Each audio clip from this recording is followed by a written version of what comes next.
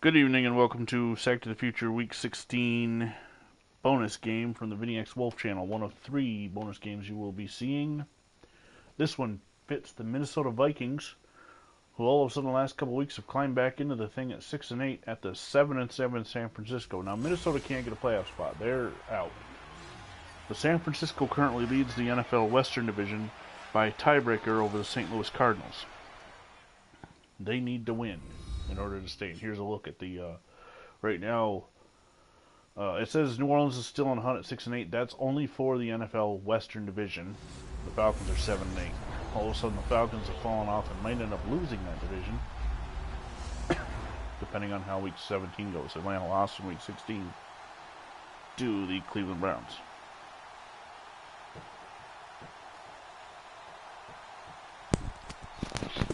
I will be right back. Please don't go away.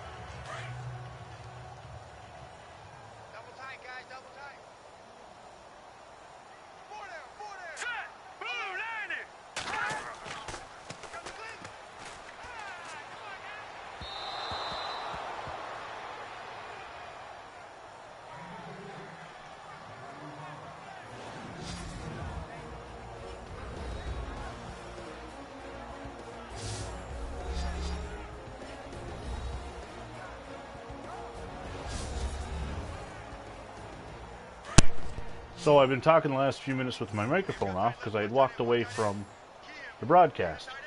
Sorry about that. Live TV, sometimes mistakes happen. Brody passes it out to J.D. Smith. I will have to walk away again in a few minutes, as there's something going on, a family situation, nothing real emergency, but I'll just be gone for a second or two. Hopefully I won't miss too much action. Sorry about the delay at the beginning. Week 16, Fast and Furious so far. This is the 7th of 11 games. Still to come tomorrow night on this channel. Baltimore Colts and the Pittsburgh Steelers. 2 other bonus games, one on the Brian Phelps channel between the Chargers and the Cardinals, and on the Phantom Fighter channel you will have the Packers and the New York Titans. Look at the Minnesota defensive line, and then I will step away for a second. Don Joyce, Jim Prestel, Bill Bishop, Bob Denton, Rip Hawkins, Clancy Osborne, and Carl Rupke. And the defensive back is Charlie Sumner, Rich Mustardo, Dick Bessman, and Jack Morris. You'll notice missing is Jim Marshall. He's out for the season. So is Ryan Tarkenton. Be right back. Let me know what I miss.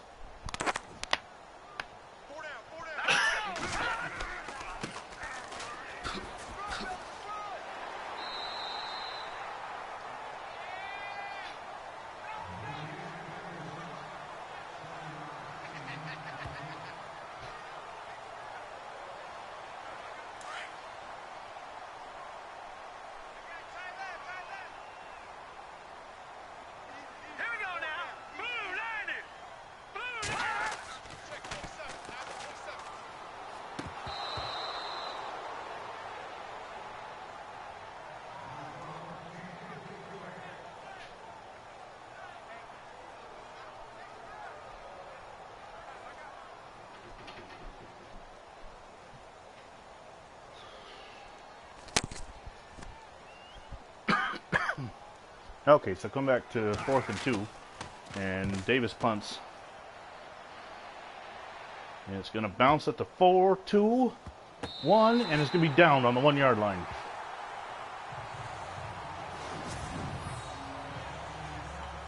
As I was going over what is still yet to come, I missed one. The John M. channel, probably tomorrow morning at some point, as the Houston Oilers should be able to wrap up home field advantage. Since they beat the Browns head-to-head, if the Oilers get to win number 15, they will clinch home field advantage. Also out for the season is Fran Tarkenton. George Shaw hands it off to Hugh McElhenney, and he's going to pick up a yard. I have done so many Viking games as of late that I'm almost memorizing the roster like the Bills and Colts. At least the starters, anyway. Again, around Thanksgiving time or so, playoff scenario games that have 2 real games in them, 2 real teams in them, are going to get the... Oh, and Shaw takes off up the middle. He's going to get a first down. And there's an injury on the field. But in typical Madden fashion, it was away from the ball, so we won't know. Unless it's a serious injury.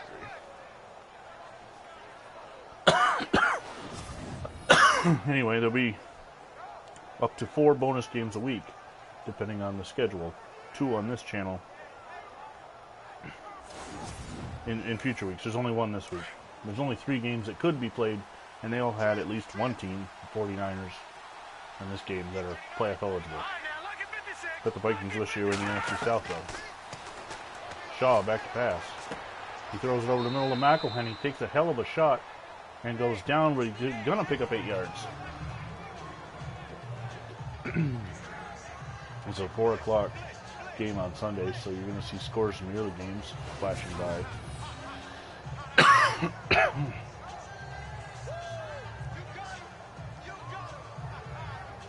Now, one thing that Madden gets wrong in the scheduling from year 2 on is that week 17 is not always divisional games. Like, it's been since about 2010, maybe 2009. McElhenney bursts the speed up the middle and gets the first down.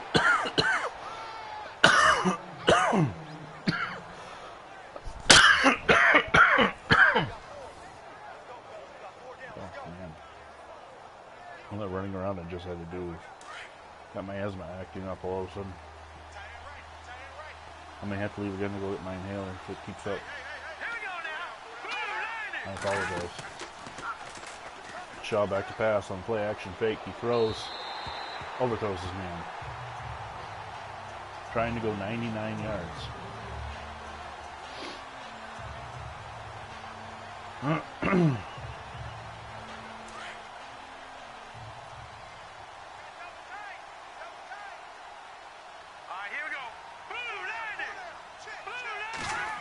Shaw back to pass.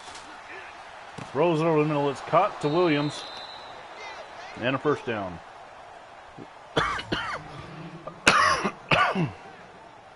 Minnesota in 1961 only had 3 wins, so these bonus games have really helped them showcase the talent they did have, and they picked up a couple wins that, now granted, there's 4 extra games. Wait, 3 and 11, 2 extra games from then, but it is what it is.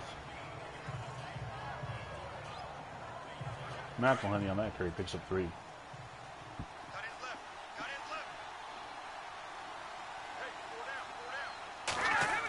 Shaw back to pass. He hands off to Tommy Mason. Mason, the rookie, is going to have 6 yards on the carry, and it'll be 3rd and 1. A little update. If you saw the Bills game against the Houston Texans yesterday, there's the final. You notice I had 2 injuries during the game. 2 big injuries. Ray Carlton will be back for the Week 17 matchup against Boston.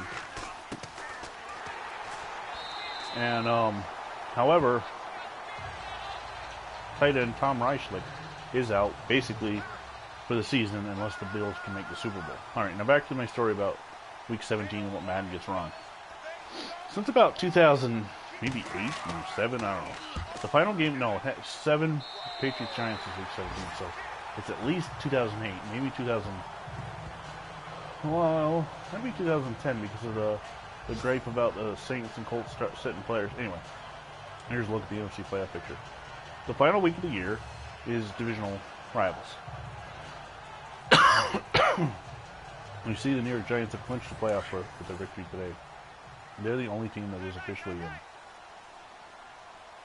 Well, Madden gets that wrong. Week 17 is just another random game on a random schedule once you get past year 1. However, they did set up their randomized schedules. They do follow the NFL scheduling system where you play certain divisions, certain... Right, so that's alright. It's just Week 17 isn't. Right, not yet. Not as Madden 18. They did get 2 right, and these 2 are going to be huge. The AFL East, AFC East. Nice catch by RCO and diving out in the AFC West. Our winner-take-all matchups. The Chargers and Broncos, the Bills and Patriots. The Patriots and Bills both get wins. The Broncos got a win. We'll see the Chargers on the Brian Phelps channel against St. Louis. Whether they win or lose, that game against Denver next week is going to be a must winner-take-all. So stay tuned for the Brian Phelps channel. He said hopefully tonight for that Chargers and Cardinals game. Also tonight I'm doing a second broadcast, the 1902 Racine Cardinals, as I move forward in the gridiron history. During that game, if I happen to be watching live, who was able to communicate, I'm going to switch mics, because I got a brand new mic for my 10-month-old nephew for Christmas, and a brand new headset. I love the headset, but I haven't tried the mic out yet, so during the gridiron history, if either, well, I imagine you guys will be gearing up for the Brian Phelps game, but if you, at least for a few seconds, could watch the gridiron history game once I get it started, and let me know if you can hear me on the second mic, because that would give me 2 options in case one breaks. Also, my son got a brand new PlayStation 4 mic, but I'd like not to use his if I can. But at least now he doesn't have to use mine for his Minecraft videos. Brody back to pass. He's going to scramble to his right. He's going to take off running.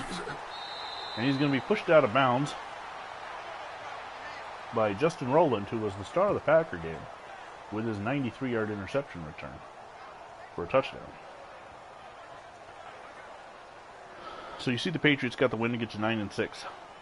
The Bills got the win to get to 8-7. The Bills currently hold the tiebreaker over the Patriots, and if they beat them head-to-head next week, obviously would sweep the Patriots in the season series and make the playoffs. It's unknown if the Patriots could sneak into the wild card. But if the Bills fall to 8-8, wild card ain't happening.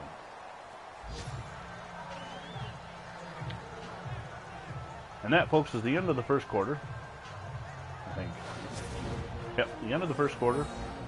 There's a hard hit on Tommy Mason. I do not believe we have any score yet. Not yet. Approaching Lions-Cardinals week 15 futility, but no huge offensive plays as of yet. Well, no, there was that RC Owens catch. Shaw back to pass. He's going to dump it off to Smith. Gordy Smith, the tight end.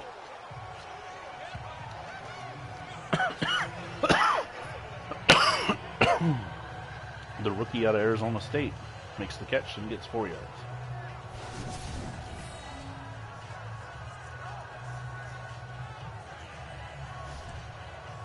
I sometimes forget you don't have to watch replays when you're simulating a bonus game. No big deal. Shaw up the line of scrimmage. It's 2nd down and 6. He's going to drop back to pass. Throw it over the middle to Williams, A.D. Williams, who makes the catch, and it's a 1st down for Minnesota. This expansion team looking to get a 7th win on the season. Again, they're out of the playoffs, but the 49ers are not. They're trying to win the NFL Western Division. Shaw back to... No, he's going to hand off to McElhenney, and McElhenney gets drilled. McElhenney going up against his former team. He is drilled there by number 55. McElhenney was part of the $1 million backfield in 1960. Matt Hazeltine on the hit. Let's take a look at how Minnesota and San Francisco fared when they did play head-to-head in 1961.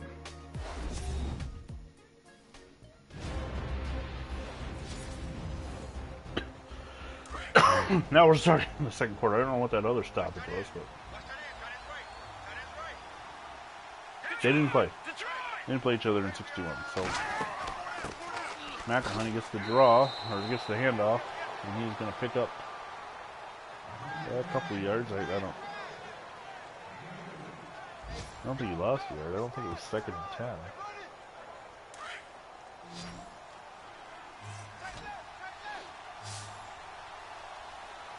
Shaw in the shotgun. He's back to pass. He's going to throw down to Jerry Reichow, and Reichow splits the coverage, and he could be gone to the 10 and the 5, and Jerry Reichow, the veteran, is going to score from 69 yards away, and Minnesota has taken an early lead. The 60-year player, former Lion out of Iowa, out here on the West Coast, going yard, going the distance at Kezar Stadium.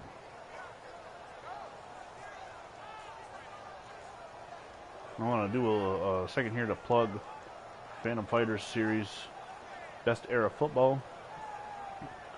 There's been some hell of a great competition in that game.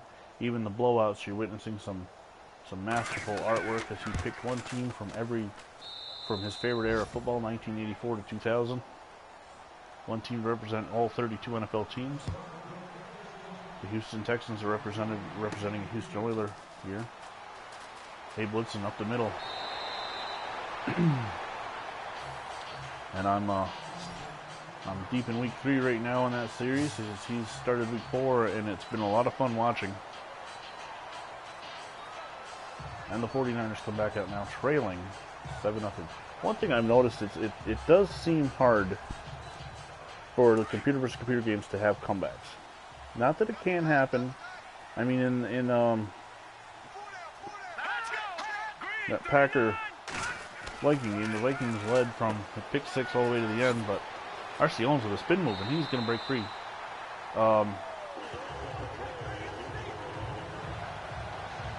There was a fantastic game in Best Era Football where a team did come back and they took an early lead. The other team came back, tied it. And at one point, I believe the other team, I won't give anything away, took the lead. Then the first team tied it up, went in overtime, and I'll let you figure it out when you watch it how that ended. But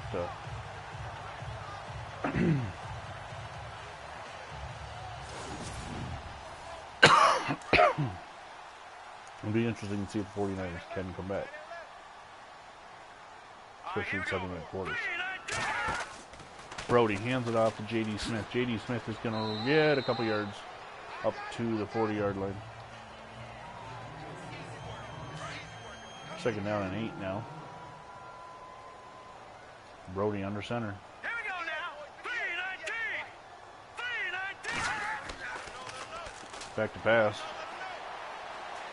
looking around, scrambling, not sure where he's going to go, and he is going to be brought down and sacked by Jim Prestel. That's his 5th sack of the season.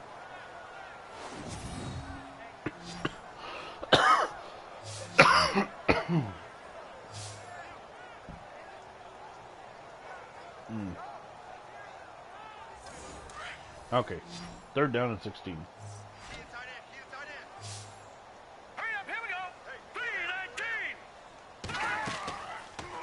Brody fakes the handoff to Smith. He's going to backpedal.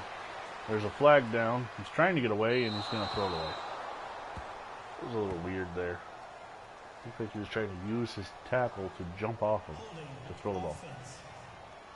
But the 49ers are going to be hit with a hold on Bruce Bosley. And it's going to be 4th and 16 for the punter, Tommy Davis. Davis gets the kick away. It is going to be a short kick of 16 yards out of bounds at the 32. And there's Jerry Reichow, who had the 69-yard reception on the last drive to give the Vikings a lead. If we are mispronouncing any names from the era, none of us were alive in 1961 when we were doing this. We are trying to be faithful to the history of the sport.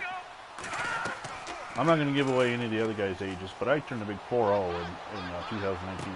Another deep pass to Jerry Reichow. The reason I'm saying this is because I'm not sure if it's Reichow. If anybody knows, please let us know. We will gladly fix what we're saying and make sure it's right. But obviously, if I'm turning 40, I wasn't around in 61. Beautiful pass from George Shaw, and it looks like the Vikings are going to dominate this game and potentially deliver the death blow to the 49ers' playoff chances. Reichow brings that in one-handed. Jerry Reichow isn't even listed as one of the Vikings starters. Oh, I'm looking for 49ers. Jerry Reichow is one of the Viking starters and was a Pro Bowler in 61, so at least he's doing what he's doing what we thought he'd do. With the 49er defense, I mean, where's the cover corner? Where is Jerry Mertens? Where is Abe Woodson, another Pro Bowler? We're having a discussion there. Mertens and number 54, Bob Harrison. There's no way Harrison was covering Reichow.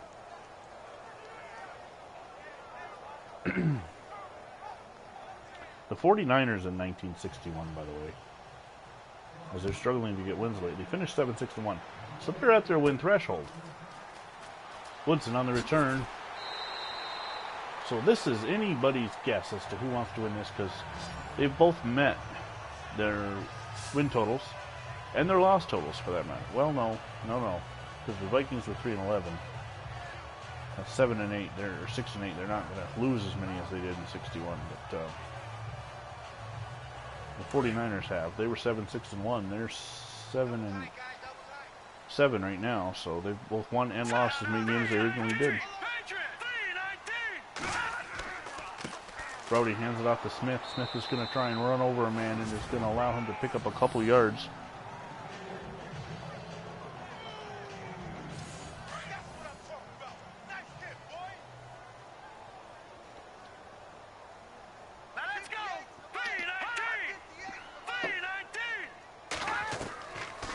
Brody is going to be hit and brought down by Bob Denton. Bob Denton, the replacement for Jim Marshall.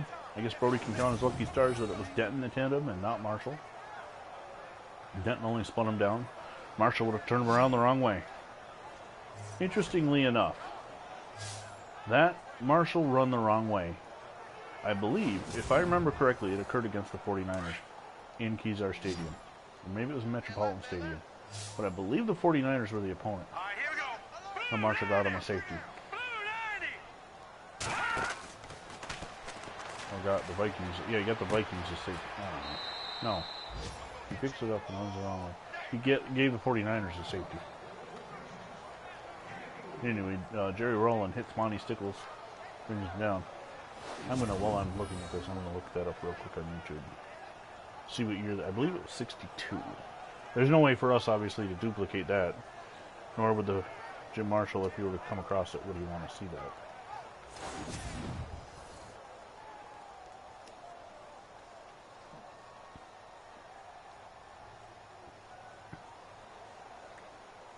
It was against the 49ers, and it was in Kezar Stadium.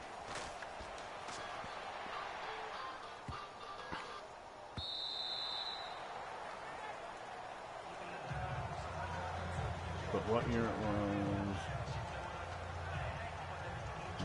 we'll skip out here. Breakout, 2 receptions, 137 yards. He's putting in word... notice that he belongs in the Hall of Fame. Alright, they're showing a bunch of really bad plays. I don't know. NFL wrong way moments. So that's not... I don't want to watch a 3-minute video on... There we go.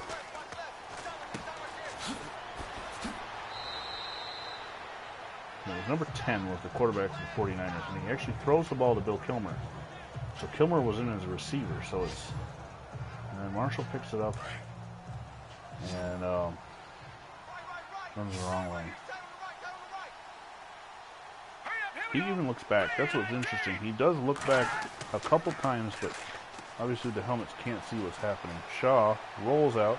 He's going to throw it deep out of bounds. And then he throws the ball out of the end zone, which gives the 49ers a safety. So. No. Sure. Oddly enough, they were down by the goal line, too. I don't know who number 10 was for the 49ers. Let's go! Green, 39! Green! I don't know that.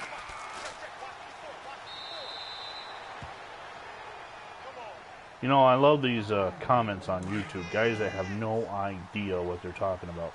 And I'm not trying to insult any YouTube players watching, but if you're going to comment on something, like this one guy calls him an idiot. He has no idea who Jim Marshall was. Reichel, another reception, but this one will not go to the end zone. I guess I shouldn't insult YouTube viewers on a YouTube game, though.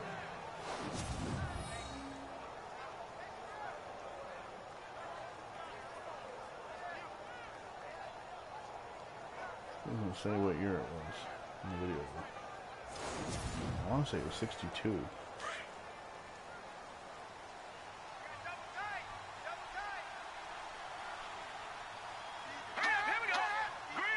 October 25th, 1965. McElhenney on the carry. He is brought down immediately. So I don't know how we got onto that tangent, but anyway, back to action here in Sack to the Future 1961. Hope you enjoyed my little soiree into the future that won't happen. Shaw hands it off to Tommy Mason. Mason's going to bulldoze his way forward for about 3 yards. It'll be 3rd down and 8. The Vikings have dominated this first half. Who would have thought?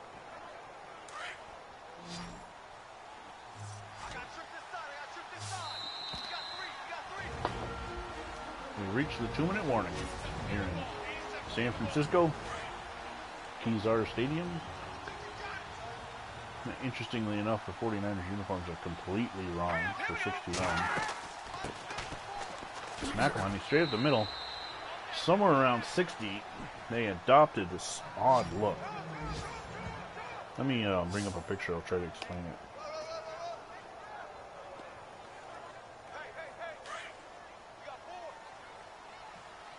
Okay. A gray helmet with a red stripe. Red jerseys at home, like they are now, but none of the dark outlines, just plain white matted numbers. Gray pants with red stripes. So they took all the coolness. This was a uniform they wore in the late 50s. All the coolness out of this uniform and graded up. Started to the gold. Why would the 49ers, a team named after the Gold Rush, go goldless?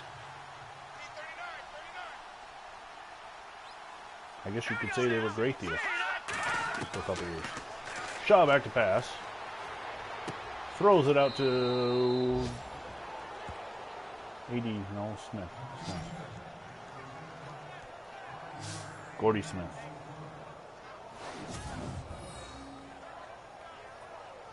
They did go back to the gold later on in the 60s. By the look of that Jim Marshall play, they had the gold helmets on.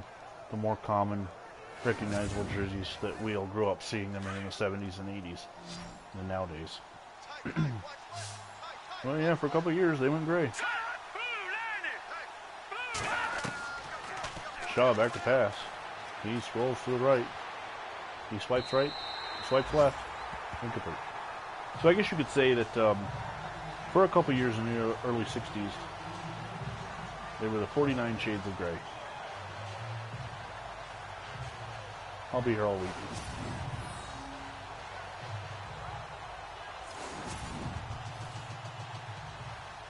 This time the Vikings don't score on a long pass and are going to have to punt. Mike Mercer's on to do the chores. Gets the kick away a lot better than Tommy Davis did, but this one will go into the end zone and be a touchback.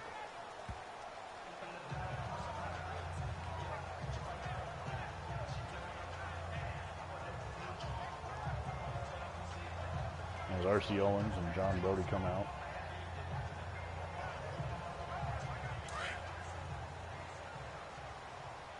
Hey Ryan, welcome to the video.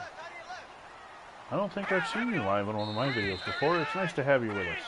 Right now, the Minnesota Vikings are dominating the San Francisco 49ers as George Shaw has gone deep to Jerry Reichow on 2 different occasions. One of 69 yards and the other one of, I don't know, like 65 yards or so, and it's 14-0 Minnesota. We've also gone off into some tangents, and I've had some bad dad jokes. But other than that, welcome to the video.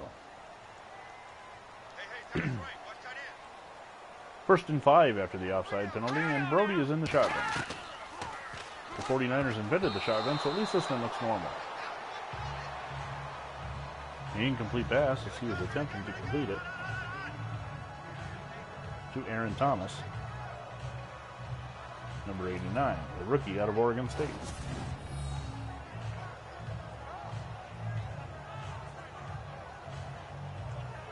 Nice pass defense there by number 40, Jack Morris.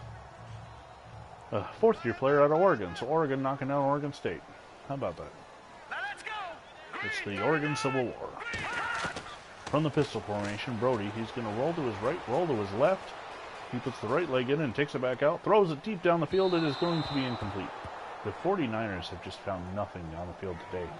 They have been harassed and harangued and have not been able to get anything going. You know, the funny thing about the video notifications, I have them on for all the guys' channels too. And last night, Phantom Fighter started his Bears-Seahawks game and I never got it. Exactly, like I was just saying. I didn't get the notification either. By the time I finally realized he was broadcasting, they were in the second quarter. 49ers now in the hurry-up mode. Brody rolls to his right. He throws it to J.D. Smith on the run. J.D. Smith is going to get form tackled. That's a missing art by Jack Morris. In today's NFL, nobody knows how to tackle. They're too afraid of penalties. And it will be a 1st and 10 at the 44. Brody back to pass. The blitz is on. He's going to throw on the run to Hackler. And it is going to be a touchdown for the 49ers. So they're going to score as a roster filler catches the ball and goes deep down the field right before the end of the game.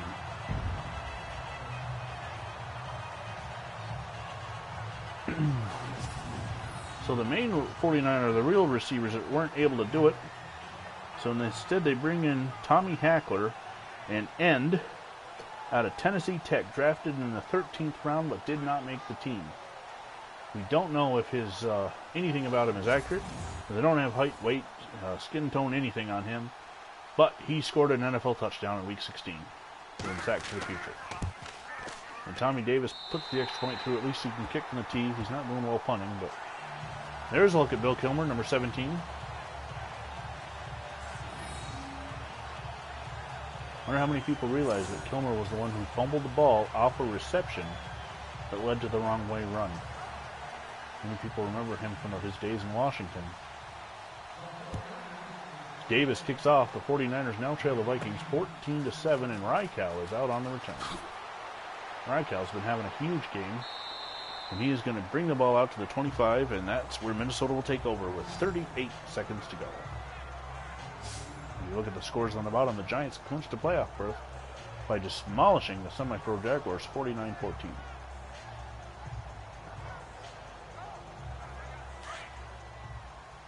First and 10 from the 20, just over the 25. Shaw in the shotgun. Shaw in the shotgun. Hot.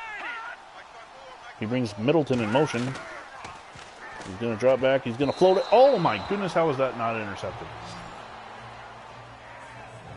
Number 37. Martin Hanks. No, wrong era. Jimmy Johnson, a Hall of Famer, who was a rookie in 61, so that explains it. Rookie out of UCLA, right in his hands. That would have been huge for the 49ers.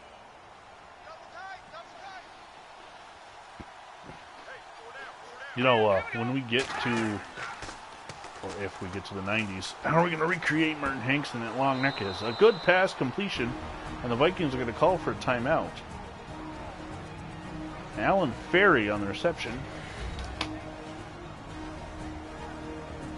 You know what I forgot to do? Ferry. I forgot to look at the lineups to make sure the right guys were starting. I just mentioned about how Ray Nitschke didn't seem to be playing for the Packers, and now in my last broadcast, and now I don't do anything there. Alan Ferry, an end out of Wagner, who was drafted in the 7th round but did not make the team. Now, of course, the NFL in 61 carried 40 players on the rosters, and in 2017 carried 53. So there is roster filling no matter what you do for non-human controlled teams. Shaw back to pass. He's rushed. He's going to run. He's going to get the first down. He's going to get into 49er territory. Now you could say, well, you know, you could take control of the team during the bonus game and cut all the roster filler, but then they're going to sign other roster filler in the next game that they're not controlled, and we're going to have to go through and rename them and re-rate them, and so it's easier just to let them have their little roster filler, and so they don't pout. Shaw back to pass. He dumps it off into the flat to Smith. And Smith gets out of bounds to stop the clock with 37 seconds to, or on the 37-yard line with 15 seconds to go. Because the start of the game was so messed up with me not being in the room, I'm not sure who sees the ball in the second half. Shaw back to pass. The blitz is on, and he's going to go down. Abe Woodson on a corner blitz. Oh, really? What's the project going to be? Well, if you don't have to if you want it to be a surprise, but if you feel like sharing with us, let me know. Let us know. We'll promote your channel. Speaking of gridiron history, oh, the Pottsville Maroons. Yes, the stolen NFL team. I read the book Breaker Boys several years back, and I'm very much interested in that story and how they were robbed of the NFL championship. 1925. If you haven't read the book Break Your Boys, I highly suggest it, recommend it. There's plenty of video on the subject too on YouTube. So we have reached the half with the 49ers trailing the Vikings 14-7, trying to get themselves a division championship. They wouldn't clinch it with a win this week, but a loss could definitely put them behind the 8 ball. They hold the tiebreaker over the Cardinals, so all they got to do is finish with the same record. There's a look at one of the Rye Cow touchdowns. I think that was the first one. Actually, looks like he waves at the player as he runs by him. Here's the second one. This one much easier, much more wide open. And here's the touchdown to the roster filler, Hackler. And we're at 14-7. I think you're going to see the corner blitz here, the Mertens. You know, I live in upstate New York, where in 1920, when the APFA, American Professional Football Association, was forming, various invites were sent out to various leagues. From the New York League, the Buffalo All-Americans and the Rochester Jeffersons answered, but Rochester couldn't attend the meeting, but they were allowed admittance. Another franchise from this area, the Watertown Red and Black, was offered an invite, but declined. It was late in 1920. I think the invite was for 21, but they declined, saying that they didn't want to make that much travel. Of course, Watertown is today, in today's standards, about 6 hours away from Buffalo. So you're talking pre-interstate travel, train travel, and all that. It's quite a bit. They didn't want to make all that travel, and they just didn't want to invest the time in the league. They didn't think it was going to last long. They didn't see the benefit in an American league. Watertown Red and Black still exists today as a semi-pro team, the oldest semi-pro team in America. The Arizona Cardinals are older, and the Watertown Red and Black formed in 1899. Now, it's not a continuous run, and I'm not really a fan of the team itself, as I coached against them in my day, but it is still interesting history. The pass is tipped, and there's a flag down. Meanwhile, the legend always has it that Watertown's loss was Green Bay's gain was in 1920 when they were offered a spot. Now, granted, there are plenty of small towns, Muncie, Indiana, Pottsville, Pennsylvania, Dayton, Ohio, Rochester, New York, that held NFL teams. Evansville, Indiana at one point. Shaw, he's going to be brought down on the sack by big number 70. That is Charlie Kruger. The nightmare for Shaw Street. They do. I mean, modern football, let's face it, unless your team is winning, you are always going to, especially somebody like me who's a Bills fan, the glory years are in my youth. Thank God the Bills were good when I was young. So I have something to look back on and remember as glory days. I'm not old enough, obviously, to remember the 60s, so the 90s are the glory days, and I was young, so it was great to have them winning. And, you know, but there's just so much. He's going to be brought down again by Kruger, but that time it almost looked like Shaw sacked Kruger. Shaw cannot wake up from this nightmare. It'll be 4th and 28. But these projects, the best era of football, the gridiron history, the sack to the future, blast from the past, my alternate Super Bowls, which I need to get back into. Damn, having to have a life and have to work. I wish I could just sit at home and play Madden.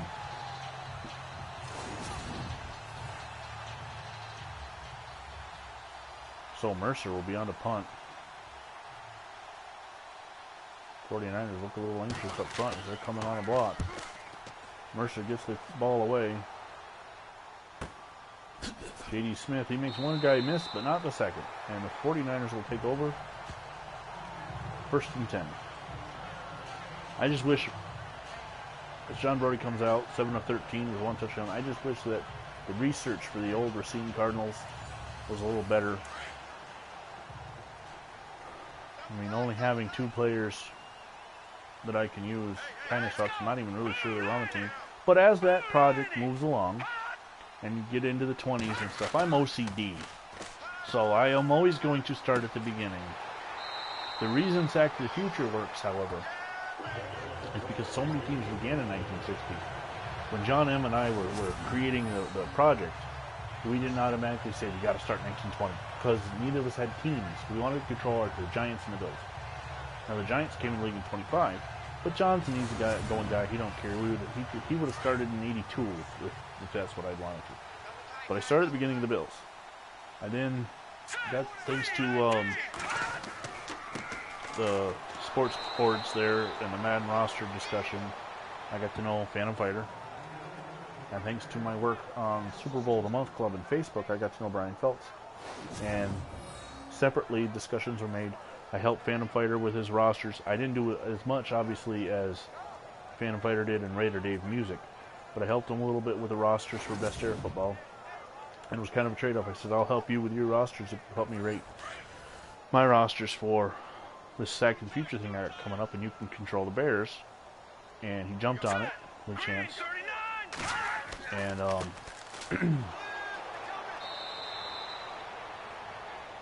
Brian Phelps, who is helping me out immensely with the Super Bowl in the Month Club, Classic Sports Club, NFL game libraries on Facebook. I asked late in the process, we were almost ready to go 60, if he could join, because he had saw the pilot episode where I simulated the original attempt at it for the Super Bowl. And I said, sure, you know, having 4 guys would be our cap.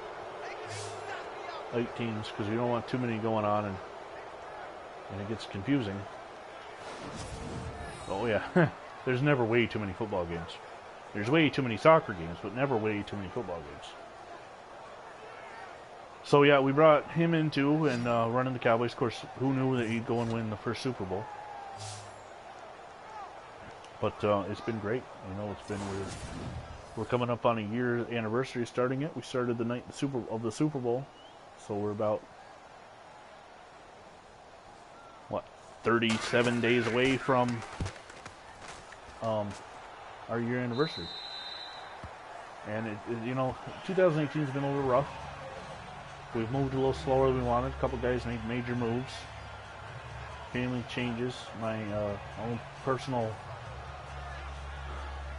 I lost my father in 2018, so you know, we haven't been able to consistently go like we want to, because real life takes precedence sometimes.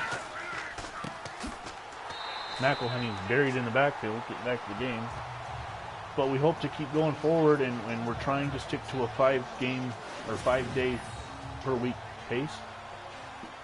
Right now we're flying in this week because everybody but me is off right now. So, but I'm only working singles, thankfully.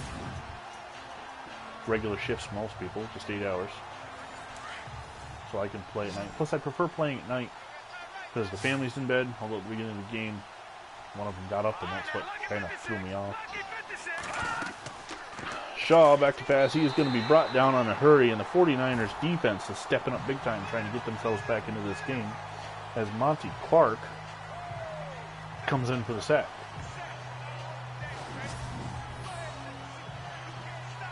But I can't praise my partners enough for the work they do. I mean, Phantom Fighters ratings systems are just, you get to really see it in these bonus games. You get to see how good the Packers are, you know, based on his ratings. Or, because when they're playing us head to head, you don't necessarily see them in full bore, because we play very different styles. But when these bonus games, you really get to see just how well Phantom Fighter does the ratings. And then Brian Feltz here in the second season has taken on the artwork, the uniform, and it's hard to match using Madden artwork what a guy looked like in the 60s. But he does a very phenomenal job. I think the rookies are all his, basically. And I do the names and numbers. And John M's not really a roster guy, but he and I go way back to college. We're fraternity brothers, and he's my partner in crime pretty much. So we work well together, the 4 of us. So it's been great.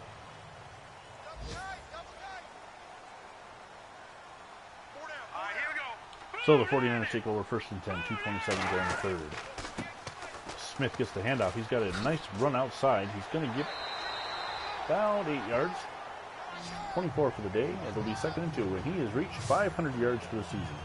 Not bad for a backfield that runs multiple backs. Unfortunately, in this game, we have not seen Ray Norton. Usually they do. Oh yeah, Dicka looks fantastic. Dicka was, of course, a rookie in '61. But you look at, we try and find a rookie. Oh, Jimmy Johnson on the 49ers defense. How I rate him? All right, I use Pro Football Reference. I start off on a scale of 70. Long pass, complete to Aaron Thomas, going to get the first down. Before game started, they get a point apiece. This is what I do. It's not what Phantom Fighter does. But so they get a point apiece. So if they started 5 games in 1920, it's 75. The Hall of Famer gets another 10 points on. And that's going to stay with him through his whole career. If they made the Pro Bowl that year, if they made All-Pro selection that year, of course there was no Pro Bowl, so it was only All-American selection, I'll give him 5 more points. Now, I'm not as, so, let's say a guy like Guy Chamberlain from the Chicago Steelers. He starts, let's just say, give him 10 games. So he's an 80. He's a Hall of Famer, that gets him to a 90. if he made the All-American, he could be up as far as a 95. I don't have any 95s yet because nobody has started that many games. A lot of times in the 20s, they may have started 6 games for the Staleys and 3 games for another team under an assumed name, and we don't know. The records are not accurate. In the future, NFL MVPs, Rookies of the Year, and I'm working with Phantom Fighter trying to learn his style so I can make mine more realistic as we get going. Because if you notice in the blast and the pass games, the guys are slow as dirt. And that actually works for 1920, but I don't want to be in that slow when I get up into the 40s and like that. Brody back to pass. He's going to take off running. He gets 2 yards. So I use, and then Pro Football Reference starting in 1960 also has this other thing called AB score. And the AB score will help. I will lower the amount of points given to starters because if they're starting 16 games, they're already up to an 86 before you've given them anything. So I'll probably cut that in half as you get more, and the AB score will probably average it with the starts and all that. So how about Bronco and Gersten? I have a 93 on my all-time Bears team. That's not actually bad. Of course, you're talking Hall of Famer. He's a two-way player, and his speed was immense. I mean, for a big guy of his era, there's no AB score on him, so you're talking. He probably started every game, say in 39 or 38 or whatever. And yeah, 93 works. That's just using my. And Phantom Fighter could probably explain to you more. He's not as knowledgeable about the older, as I am, the older NFL, but he can figure out ratings real quickly. It seems he's been able to come up with a good formula for Sack to the Future. As Tommy Davis makes the field goal and cuts the Viking lead to 14-10 with 45 seconds to go in the third. So again, I'm not saying my rating system's right, and it's going to change. It's going to change as we go, as we move along with Blast from the Past and Gridiron Greats, Gridiron History. As I learn how other guys do ratings, and I'm able to do a little more research. Obviously, with Gridiron History, I'm not changing the ratings at all because I have nothing on them. I don't know anything about Chris O'Brien or Pat O'Brien. 1st and 10 for George Shaw. As I yank my microphone out of my ear. Shaw back to pass now. He's going to scramble to his left and throw deep downfield. It is caught on the deflection by Reichow. And Reichow is going to score his 3rd long touchdown of the day. And this time, kind of like Super Bowl V's pass from Johnny Unitas to John Mackey. Of course, in the NFL in those days, that would not be a legal catch. Actually, no, it would. This would, because it was deflected by the defender and then caught by Reichow. Had Middleton touched it, it would not be a legal catch. But in 2017, it is. We're talking the Super Bowl V score. I personally think it was a legal catch because even though it was tipped by the first Colt. But again, I'm sure Brian Phelps would feel otherwise. It, to me, looked like Renfro touched the ball, but I was a Baltimore Colt fan, so it had another life, so who knows. Anyway, long touchdown pass. Mercer hits the extra point, and the Vikings have now taken a seemingly insurmountable 21-10 lead.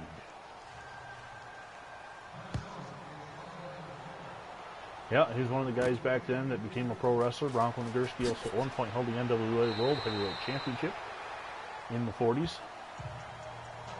The 50s. I think it was the original version, not the one that started in the 48. I think it was the original NWA World Heavyweight Champion in the 30s. I'd have to look it up, but right now I don't have time. Speaking of NFL players turned pro wrestler, the 49ers have a defensive lineman in 61 by the name of Leo Namaleni, who became a tag team wrestler in the San Francisco era upon his retirement from pro football. Brody back to pass. He's going to step up. He's going to throw. No 49er in the vicinity. Right now, I tell you what, George Shaw almost looks to me like the Giants made a mistake letting him go. The Colts let him go first, though. And Shaw has been dominant in this game. Although the Giants have Y.A. Tittle and the Colts have Johnny Unitas, so I guess you really can't complain. Brody throws is complete to Aaron Thomas. And Thomas is going to get just shy of midfield of the 49.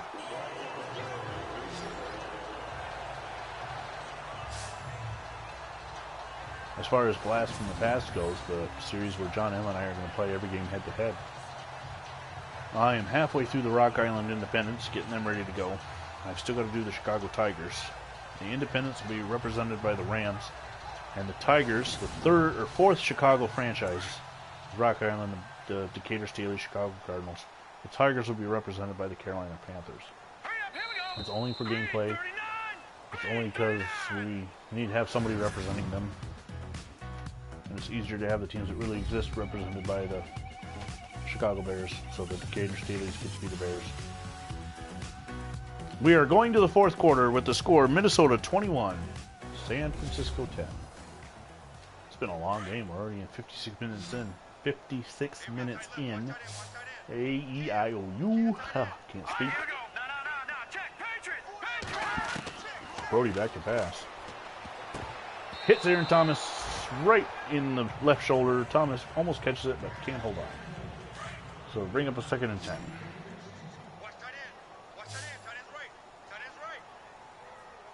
Wow, I didn't know that either. For anybody that's a fan of 1960s football, Warren Wells from the Oakland Raiders passed away yesterday. He was a receiver under the Darryl LaMonica-led Raiders. There's a catch to J.D. Smith and a first down for 49ers. We've lost a lot of greats in the 60s in recent years. I mean, I guess that's what happens, you know, you're 50 years past. So you're talking a rookie that might have been 21, 22 years old. He's in 1960. He's almost 80 now, so.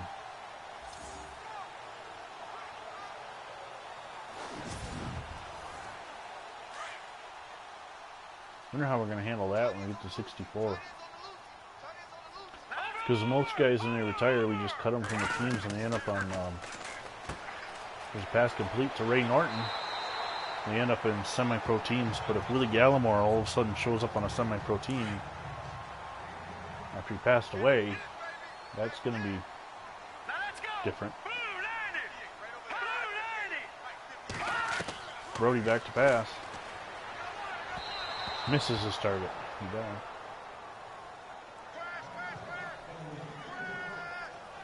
Well, similar to the Derek Thomas death then. Although they weren't heading back to curfew, but died while driving. There was around the same time in the year 2000, there was a basketball player that died too, down in Charlotte. I can't think of his name right now. Car accident.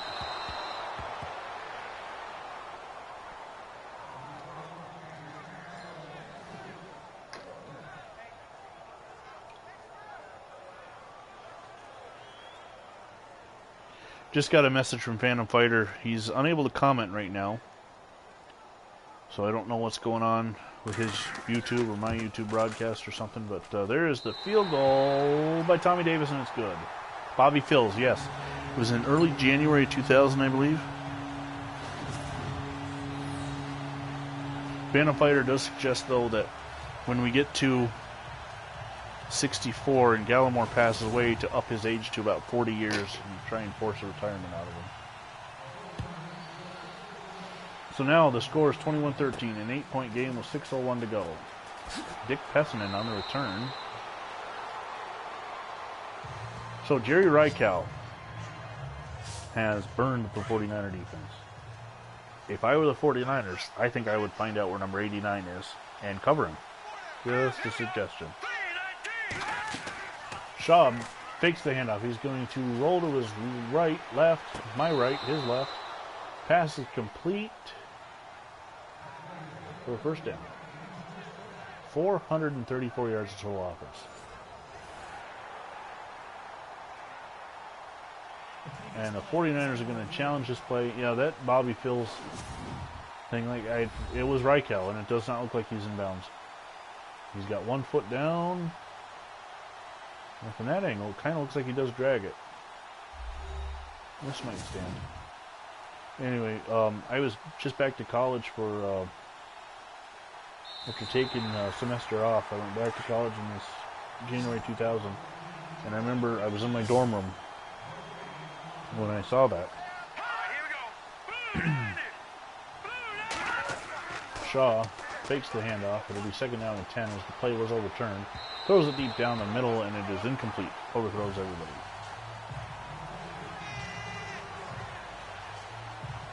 Abe Woodson celebrating the incomplete pass.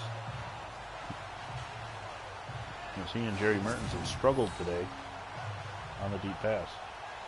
And actually, right there, Reichel was behind them, too. Although he scored all his touchdowns to the left. Here we go now. 319. Shaw back to pass.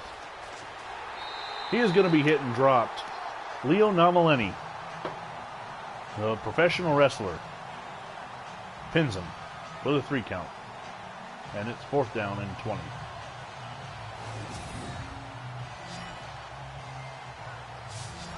There's a couple pro wrestlers in the league in 61 in the AFL and NFL. For the Denver Broncos, Wahoo McDaniel. On the San Diego Chargers, Big Cat Ernie Ladd.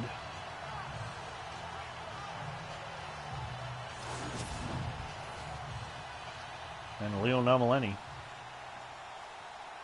Speaking of professional wrestlers who also dabbled in, or pro football players who dabbled in pro wrestling. WrestleMania 2, one of my oldest memories from wrestling, saw the Battle Royal, which featured WWF players and NFL players. And I can specifically remember Bill Fralick going at it with Big John Studd in the interview before. Of course, I've watched WrestleMania 2 100 times since then, so Stud the Dud, as Fralick called him.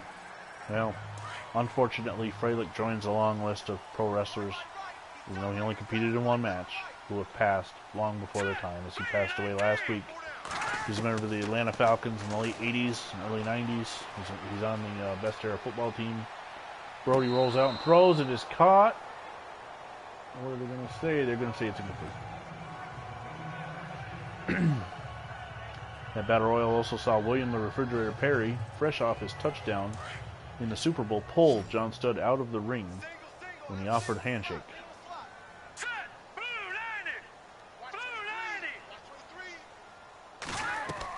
Brody back to pass.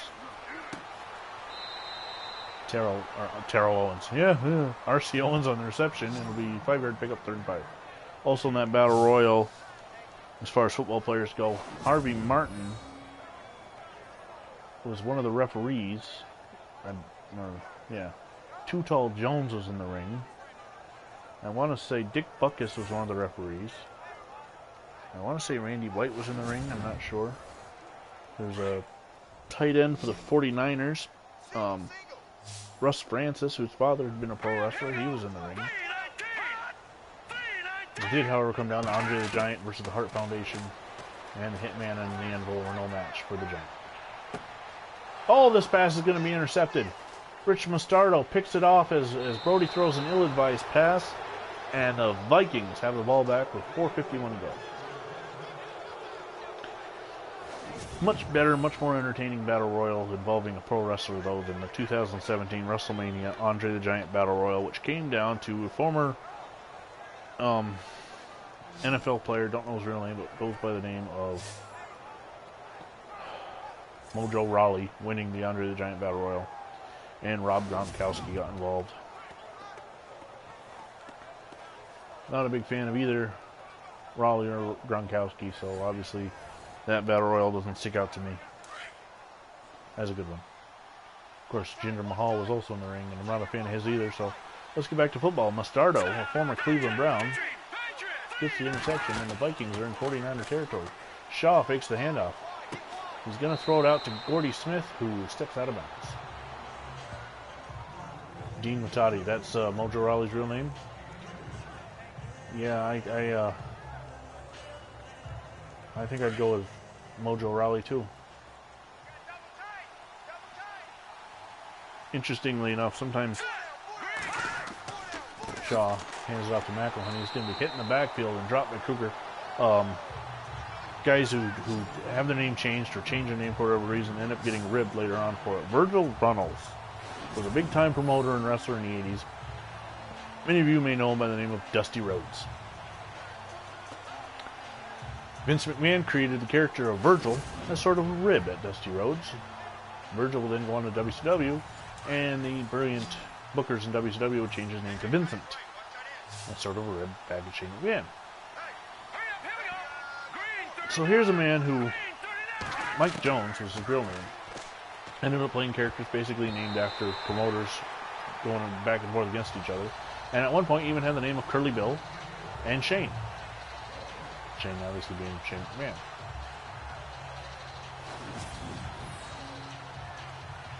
But that one's well known. That story is, to the wrestling fans, is well known. Here's a lesser known one. Here's a rib against the eye. He was actually working for the WWE at the time they did the rib. Dean Malenko. His real name is Dean Simon. He works for the WWE as a backstage road agent. That field goal is going to be short, and the 49ers will get the ball back with 4:14 to go. Mercer could not hit it from the distance of whatever it was. 55 yards, thank you. Yep. So Dean Malenko works for the company. He still works for the company as a road agent. He's very good at what he does. He's been with the company since 2001. Anyway, Malenko, his real name is Dean Simon. They hire a wrestler out of ECW by the name of Supernova, or Nova. Also Hollywood Nova in the BWO. They give him the name of Simon Dean. Sort of as a rib back at Malenko. Malenko may have even been involved in it, who knows. But it was sort of only the fans that really know backstage wrestling would even know about that one. And at one point, Simon Dean was actually playing two characters during the ECW invasion, as they also put on a fake beard and a hairpiece and play the Hollywood Nova part. Anyway, back to the football game. I could talk football, wrestling for hours, but let's not get me involved in anything else, because I really don't know much about nothing else. Christmas, I know a lot about Christmas. Brody back to pass. Incomplete. It'll be second down and 10.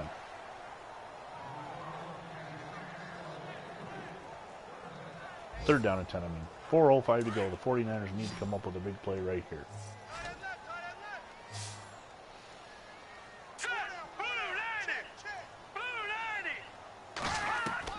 Brody back to pass. He's going to scramble out to his right. And he's going to take off run. He can get the first down.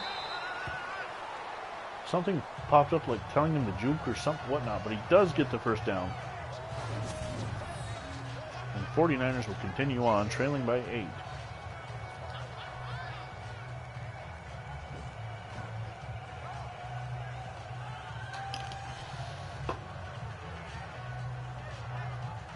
Tomorrow night on this channel, I'll be bringing to you the Baltimore Colts against the Pittsburgh Steelers to wrap up my participation in Week 16.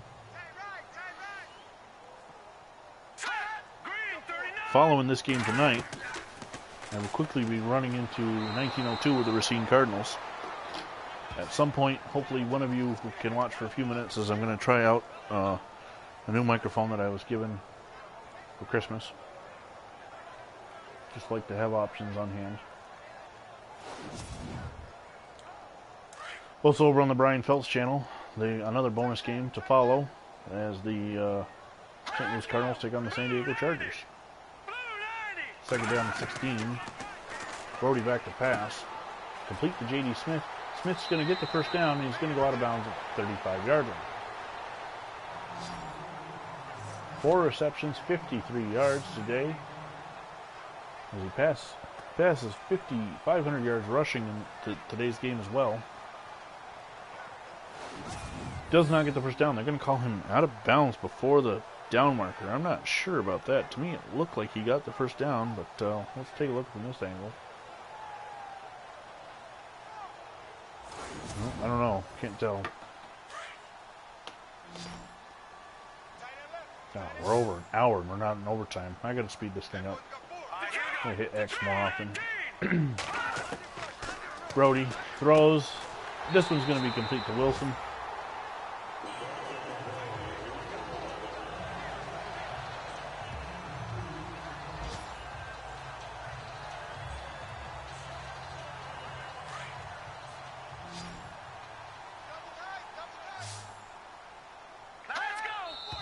And a false start penalty is going to push the 49ers back. False start, offense.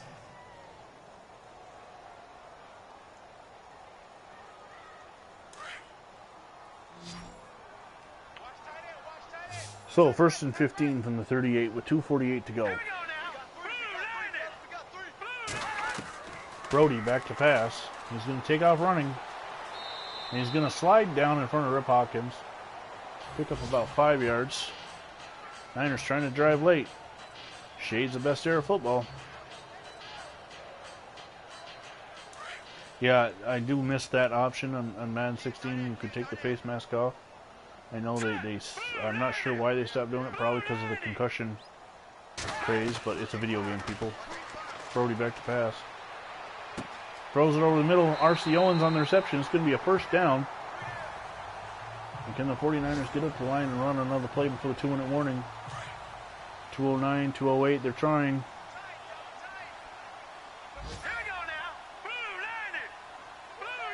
They're not going to get it out. Oh, they are. Okay, Brody hands it off to Ray Norton.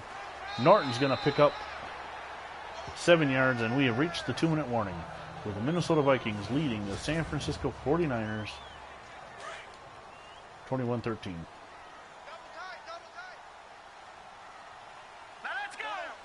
Second and 4. Brody under center. Spent the whole game in the shotgun. Now he's under center. Smith gets the carry. He's got the first down. Well, I'm actually looking at what they're doing. I'm keeping a close eye on what's going on with Canuck Sports and the game. Brody is going to be sacked. Fumble. And the Vikings have recovered. The 49ers do have all 3 timeouts.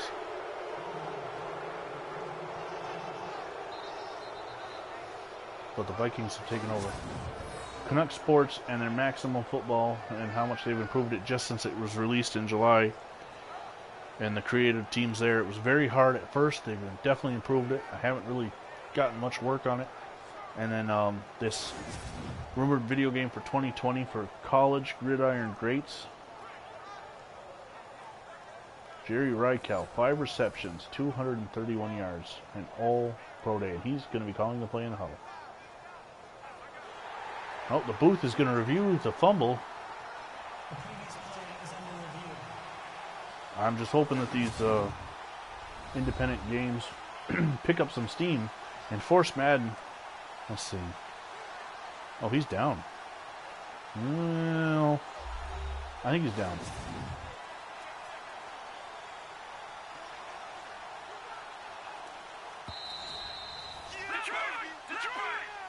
So it'll be second and goal, and we don't know where the teams are. The clock is ticking. Here come the teams. Why were they all the way down the other end of the field? That didn't make any sense, because the ball was fumbled. They went right there. Brody throws it over the middle to Monty Stickles, and Stickles is going to be hit and drop down to the 6, so that was quite the glitch right there. 49ers now in the hurry-up offense on 3rd and goal. And 2-man move, almost like the invisible head, the headless guy, the glitch on the one blast from the past game that John M. and I played, where the quarterback played the entire game without a head. But where, seriously, where were both teams?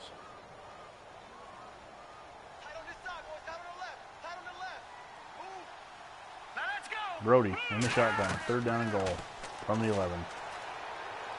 Throws it to the flat. Purdon, a new name. Didn't catch his number. Trying to see if there is a Purdon on the team or not, but we're going to keep moving. Regardless, I do not believe, I think he is roster filler.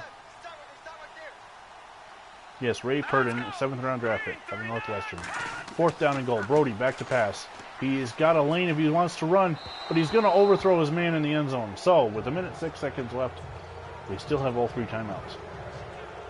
It would really behoove them to try and get a safety here as the Vikings take over. First down, but they did have a 99-yard, 99-yard drive earlier for the first touchdown, which ended with a 69-yard pass.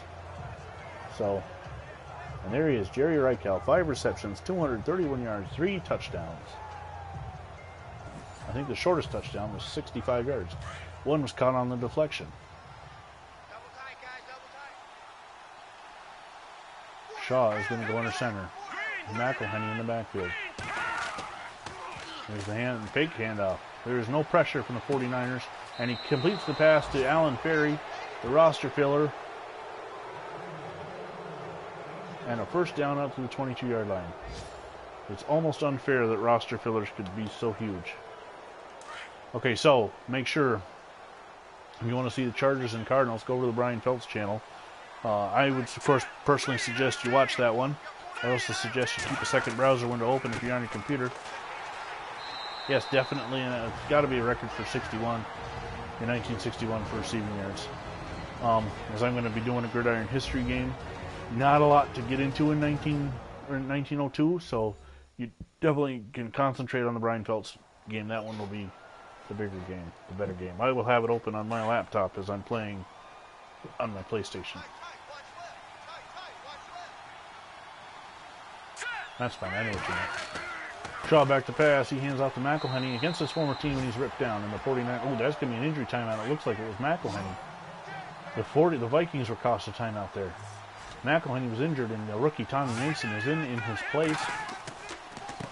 Shaw hands it off to Mason and Mason's going to be hit by Leo Nomaleni, and that saved that injury to McElhenney, saved a timeout for the 49ers. And so they're going to get the ball back with one timeout to go. But they only have the one touchdown today. That being the pass to roster filler.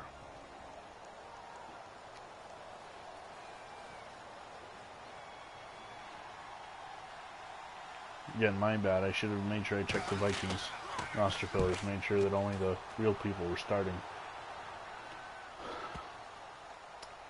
Wow. That punt, Mike Mercer's punt, goes all the way into the end zone.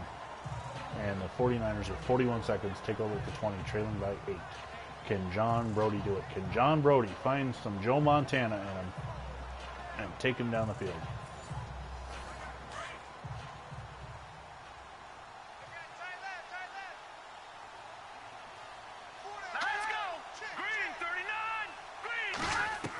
Brody back to pass.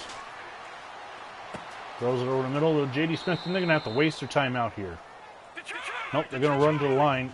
They got receivers downfield. This is... oh, wasting time.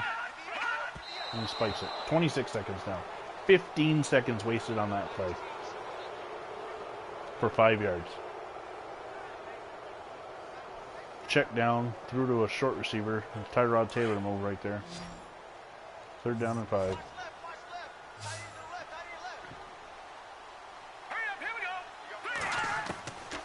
Brody back to pass. First down to Smith, but he's in bounds. So there's your timeout. 20 seconds left now. 68 yards away. Here's the, if you've ever seen the NFL films, 100 greatest touchdowns, there was one from the 49ers late in the 50s. This has got to be the alley-oop to Owens. There's no time left for anything else. And it's, of course, the alley-oop is what modern day Hail Mary.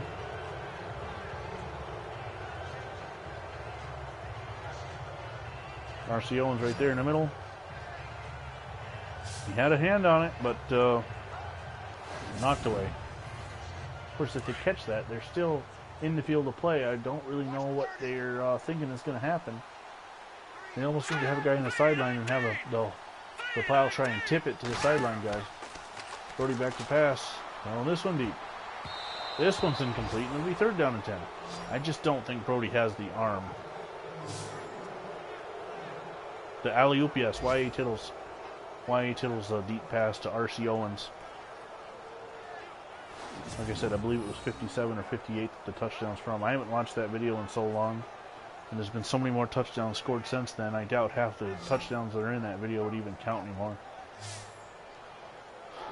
Of course, the number 1 touchdown of all time was the Immaculate Reception. It probably still would be right up there, unless you're a Raider fan. 3rd down and 10. 68 yards away. 10 seconds. No timeout. He throws it over the middle to roster Philip Herndon, and that'll end the game. So the Minnesota Vikings have stolen yet another win and get to 7-8, dropping the 49ers to 7-8. And the 49ers now, depending on what happens next, are in serious trouble again of losing the division. But last week the Cardinals couldn't score any points, so who knows? The Cardinals and Chargers on the Brian Phelps channel coming up next on Sack to the Future. Until tomorrow for Sack to the Future, I'm Vinny Vincent, and you're not. We'll talk to you later.